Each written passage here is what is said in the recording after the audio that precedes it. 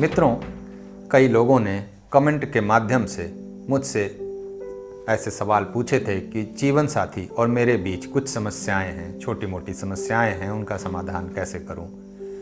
या फिर किसी ने पूछा था कि मेरे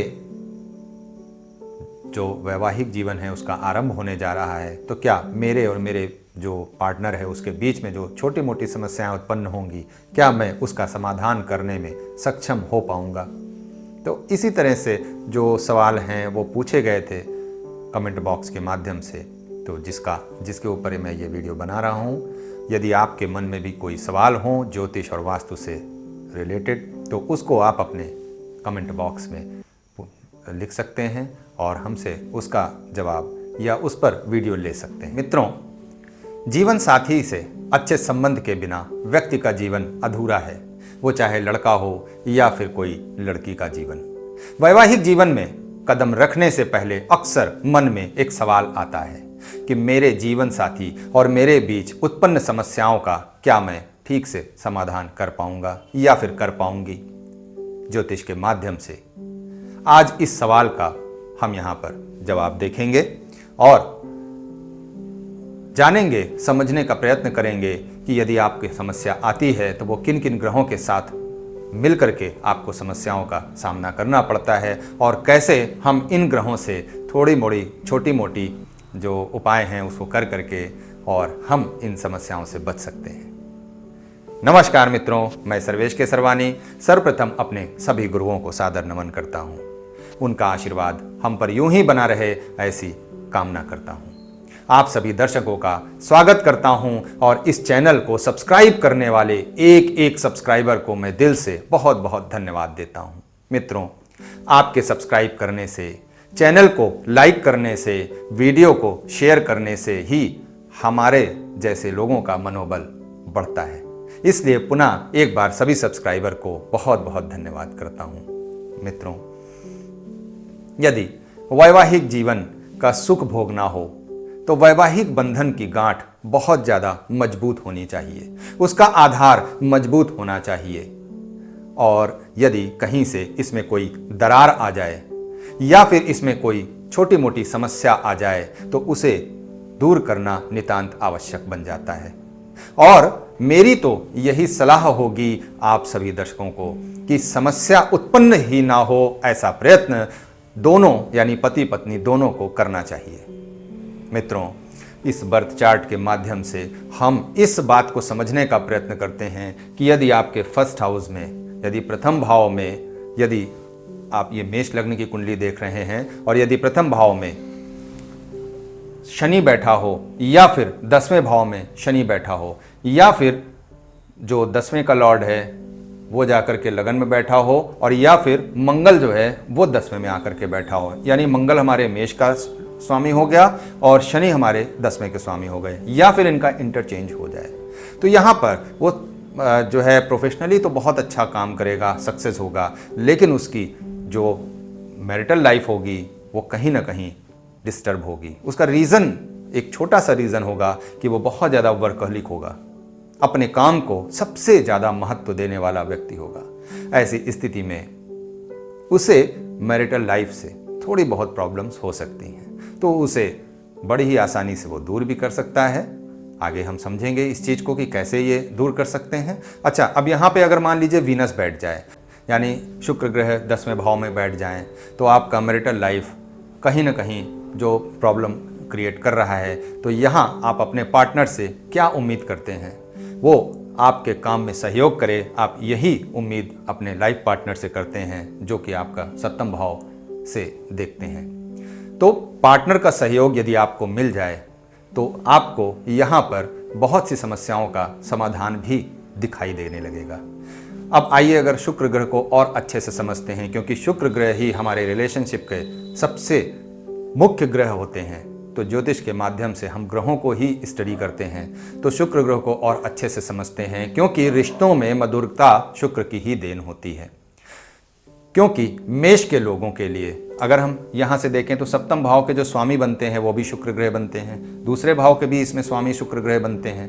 तो यहाँ पर यदि सप्तम भाव के स्वामी शुक्र ग्रह बनते हैं, इसलिए यहाँ पर इनकी इंपॉर्टेंस भी बहुत ज़्यादा बढ़ जाती है। इसलिए बर्थ चार्ट में, पूरे बर्थ चार्ट में शुक्र की पोजीशन कहाँ है, इस पर आपका नज़र जरूर देखना जाना चाहिए। शुक्र की स्थिति का अच्छा होना बहुत जरूरी है, क्योंकि शुक्र जहां ऐशो आराम, भोग विलास और आपसी प्रेम का सुख देते हैं, वहीं यदि शुक्र खराब हो जाए तो एक्स्ट्रा मैरिटल अफेयर भी ये कराने के दम रखते हैं। और जब अपना ही पार्टनर अपने से दूर जाता दिखाई देता है तो भला वैवाहिक जीवन में सुख और शांति कैसे रह सकती है। अनेक प्रकार की समस्याएं उत्पन्न होती दिखने लगती हैं, और शुक्र के खराब होने से व्यक्ति की भाषा में एक तीखापन आ जाता है। पति और पत्नी के बीच में तकरार उत्पन्न हो जाता है, जिससे प्रेम की कमी लाजमी दिखाई देने लगती है। कभी कभी ऐसा भी देखने को मिलता है कि यदि शुक्र का प्रभाव किसी व्यक्ति पर बहुत अधिक पड़ जाए तो प्रेम इतना अधिक बढ़ जाता है कि उसका जो साथी है उसकी इच्छाओं को पूरा कर नहीं पाता, समस्या उत्पन्न होने लगती है। ऐसी स्थिति में उनके संबंधों में खटास आने लगती है। इसके लिए बर्थ चार्ट में कहीं भी शुक्र बैठे हों, उनकी प्लेसमेंट अच्छी होनी चाहिए, और यदि अच्छी नहीं है तो ऐसा प्रयास करना चाहिए कि शुक्र को लेकर के जो समस्याएं हैं वो बड़ी ना हो, उत्पन्न ना हो। शुक्र के ग्रह के बारे में, यदि शुक्र ग्रह के बारे में और अधिक जानना चाहते हैं तो ऊपर आई बटन पर क्लिक करके इनके बारे में ढेर सारी जानकारी आप देख सकते हैं। मित्रों, जीवन जीने के लिए अनेक बाधाओं का सामना हमें करना होता है, उनका समाधान करने की आवश्यकता होती है, किंतु जब बात वैवाहिक जीवन में उत्पन्न समस्याओं की होती है तो कहीं ना कहीं बड़े से बड़ा धुरंधर भी उसमें परेशान ही नजर आता है। अधिकतर जो अपने प्रोफेशन को ज़्यादा महत्व देते हैं, उनके वैवाहिक जीवन पर समस्या भी ज़्यादा देखने को मिलती है। अब आपका अगर 10th हाउस मजबूत होगा तो 4th हाउस कहीं ना कहीं उसमें वीकनेस दिखाई देने लगेगी। 4th हाउस अच्छा स्ट्रांग होगा तो 10th हाउस कहीं ना कहीं वीक पड़ेगा। तो ऐसी स्थिति में दोनों में सामंजस्य बिठाना यह प्रत्येक व्यक्ति की जिम्मेदारी होती है। यदि पत्नी की बात की जाए तो यदि सप्तम भाव जो है उसका मजबूत होगा तो प्रथम भाव उसका कहीं ना कहीं कमज़ोर हो जाएगा, और यदि प्रथम भाव मजबूत होगा तो सप्तम भाव कहीं ना कहीं से कमज़ोर होगा। तो ये दोनों को हमें कम्पीट नहीं करना है, इन दोनों में हमें कंपटीशन नहीं कराना है। इन दोनों को हमें इस तरह से देखना है कि ये एक दूसरे के पूरक हों, ना कि एक दूसरे के विरोधी। मित्रों, वास्तव में क्योंकि वह रोज़मर्रा के जीवन में कहीं ना कहीं अपने फैमिली, अपने लाइफ पार्टनर की छोटी छोटी ज़रूरतों की अनदेखी करते रहते हैं, जिनका प्रोफेशनल हाउस बहुत ही स्ट्रांग होता है, जो एक दिन में बड़ी समस्या का रूप अपने जो उनके सामने है वो प्रकट होकर के सामने आ जाता है, उत्पन्न हो जाता है। कभी कभी ये समस्या बहुत अधिक बढ़ जाती है। ऐसा क्यों होता है? क्योंकि ब्रह्मांड में मौजूद ग्रहों के द्वारा, उनकी दृष्टियों के द्वारा, उनके प्रभाव से ऐसी स्थिति, जिससे उनको ऐसी समस्याओं का सामना करना पड़ता है। ऐसी स्थिति उत्पन्न हो जाती है जिससे उनकी ये समस्याएं जो छोटी होती हैं वो उस समय में बड़ी हो जाती हैं। एक बड़ी समस्या का कारण ये भी है कि वास्तव में विवाह से पूर्व हम अपने साथी से जैसी आशा करते हैं, जैसी उम्मीद लगा के बैठे रहते हैं, या फिर जैसे साथी की कल्पना करते हैं, व्यवहारिक जीवन में वैसा हो नहीं पाता, और पति पत्नी के बीच प्रेम पूर्ण संबंधों के स्थान पर समस्याओं का अंबार लग जाता है। कलह एवं तनाव दिखाई देने लगता है। हंसी खुशी के स्थान पर दुख उत्पन्न हो जाता है। दूरियां बढ़ जाती हैं और समस्या बड़ी दिखने लगती है। अत्यंत कष्टकारी स्थिति बन जाती है। पारिवारिक सुख की यदि बात की जाए तो सिर्फ पति और पत्नी के अच्छे एवं मधुर संबंध ही सुख दें, ऐसा मानना गलत होगा।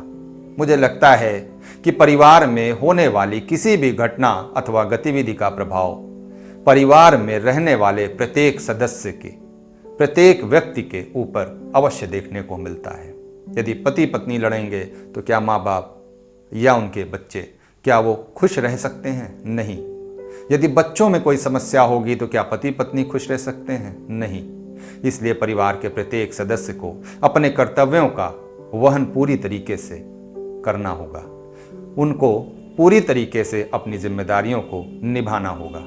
प्रत्येक सदस्य एक दूसरे को संतुष्टि प्रदान करे, ये भी जरूरी हो जाता है एक अच्छे वैवाहिक सुखी जीवन को जीने के लिए। आइए एक बर्थ चार्ट के माध्यम से हम इसे समझने का प्रयत्न करते हैं। आप भी अपना बर्थ चार्ट निकालिए और देखिए इन बातों को जो मैं यहाँ बताने जा रहा हूँ। छोटी मोटी समस्याओं का समाधान आप घर बैठे बैठे कर सकते हैं।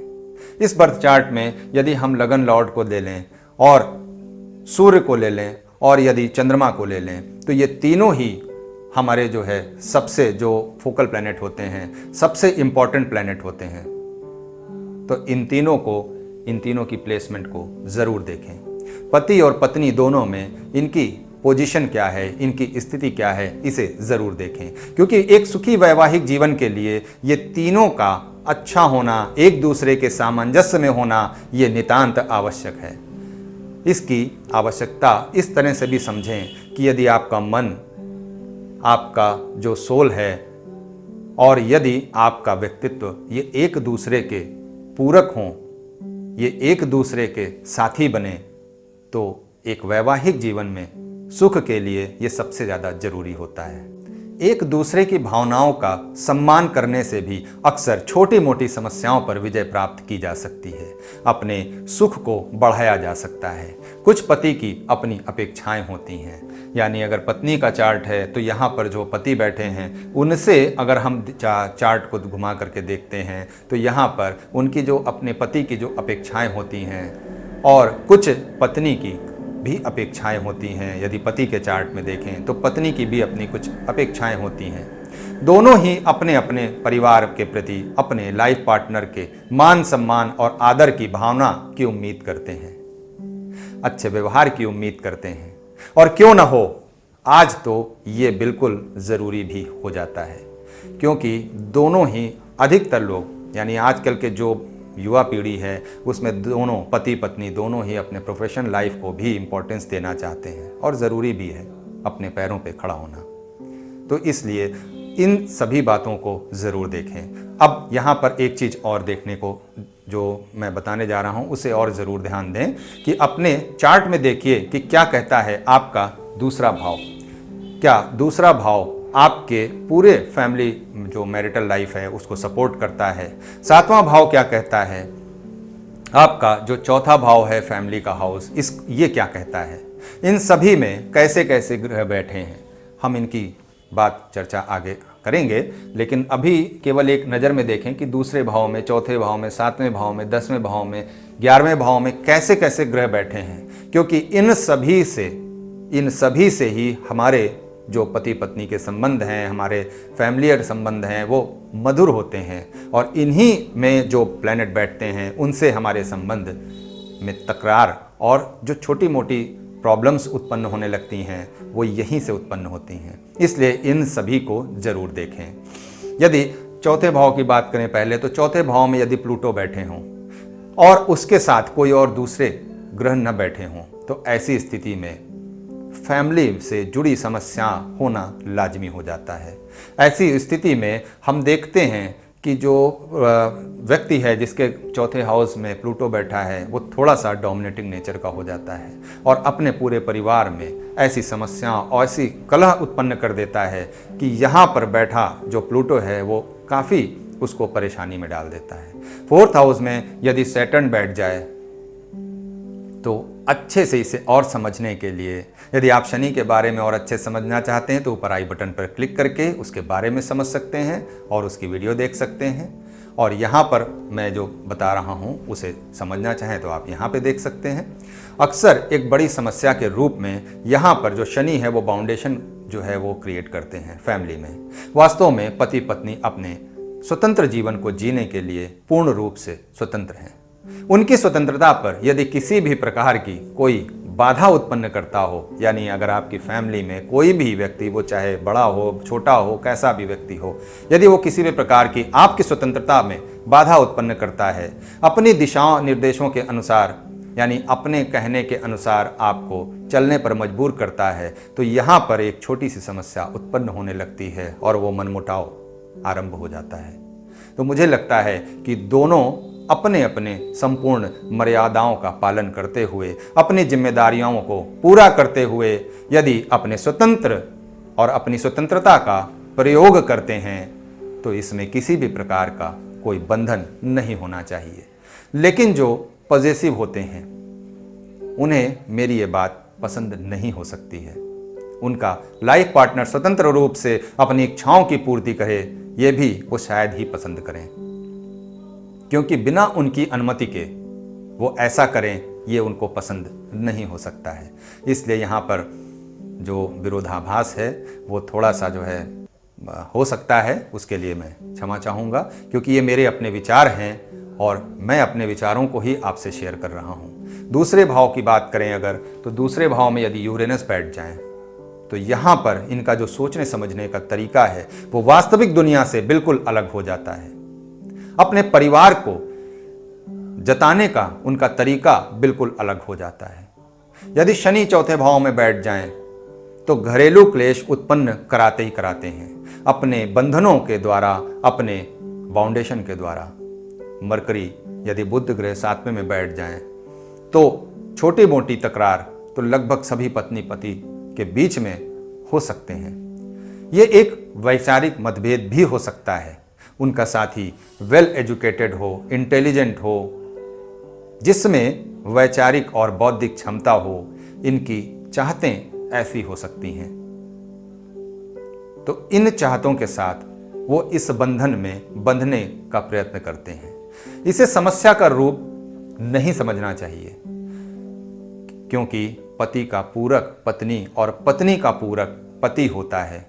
इच्छा अपनी जगह है, किंतु जो मिला उसे स्वीकार करना, यही सत्य है।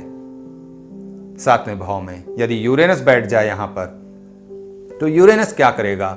यूरेनस लाइफ पार्टनर को सदा कोई न कोई शिकायत का मौका देता रहेगा और यूरेनस से जो समस्याएं उत्पन्न होंगी वो अक्सर अपने अनिश्चित और अस्थिर तरीकों के संबंध में ये शिकायतें उत्पन्न होंगी। एक जो पार्टनर होगा वो हमेशा ये शिकायत करता हुआ नजर आएगा कि मेरी ये इच्छा पूरी नहीं होती, मेरे साथ ये क्यों होता है। इस तरह की ऐसी शिकायतों को वो हमेशा करता हुआ दिखेगा अपने लाइफ पार्टनर से। यदि केतु बैठ जाए 7वें भाव में, तो केतु यहाँ पर वैवाहिक जीवन में स्थिरता नहीं रहने देता और समस्या छोटी मोटी उत्पन्न कराता ही रहता है। राहु बैठ जाए तो वो भी, अगर राहु बैठ जाता है 7वें भाव में, तो उसका लाइफ पार्टनर, उसको छोटी मोटी समस्या अपने पार्टनर्स के साथ होती रहती है।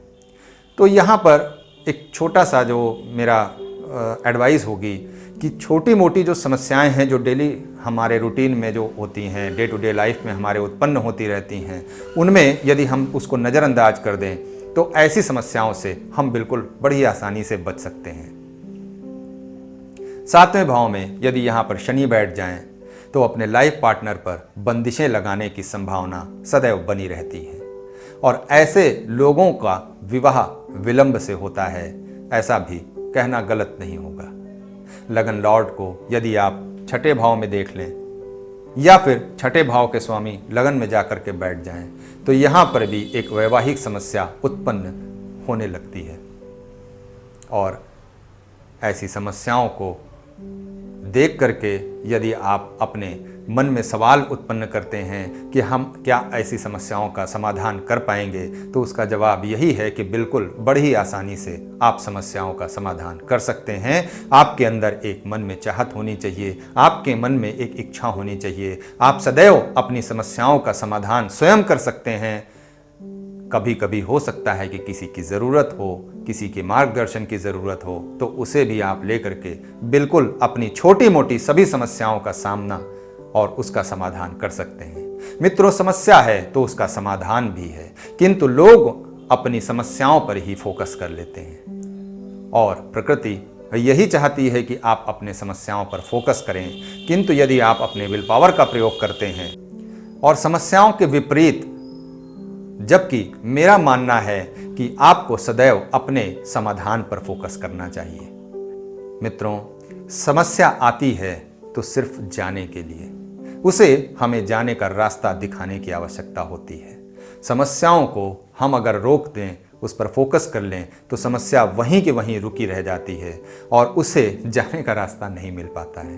इसलिए मेरा पर्सनल सजेशन यही है कि समस्या यदि आती है तो उसे सिर्फ जाने का रास्ता हमें दिखाना चाहिए।